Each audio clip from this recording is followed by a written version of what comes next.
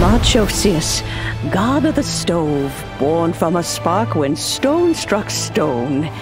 He was a god with a great love for humanity and their well-being.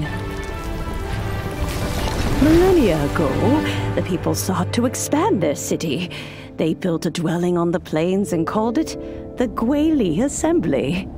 The stove god cared greatly for the people, turning himself into minions who went into every home, fostering food and solidarity alike.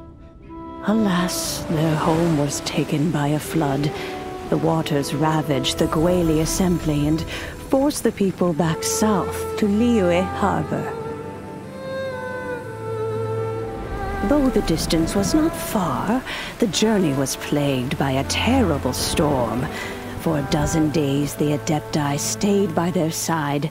During this time, the stove god cooked an ancient delicacy, flatbread with a meat sauce to stave off the cold and damp, fit for those on the move. Centuries later, disaster and plague arose once more. The stove god would appear no longer, for he placed all of his power into the land itself to quell the calamities. His power expended, and his wits greatly reduced. Thus his body decreased in size. By the time he parted ways with us, he wasn't even the height of a human. He told Rex Lapis and I of the dishes that bring joy and of the secrets of the flame, then went into the mountains and entered into a long slumber.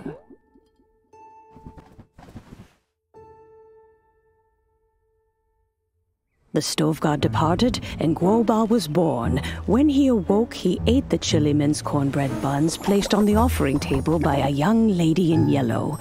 Though he did not remember the past, he was profoundly moved and decided to follow this young lady thereafter. The stove god had quietly disappeared, but the vendors rose early to hawk their wares.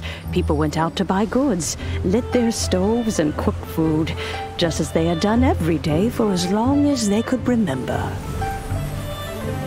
In Liyue, things have always been this way.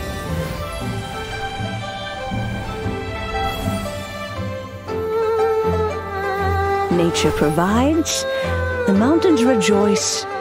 We are blessed by heaven's good grace. Years have gone by. The world has transformed, but our way of life survives.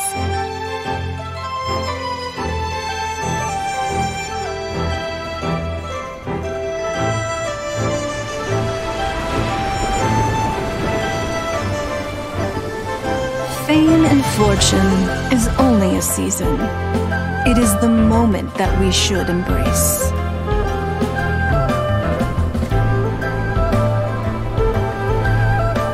Past meets present.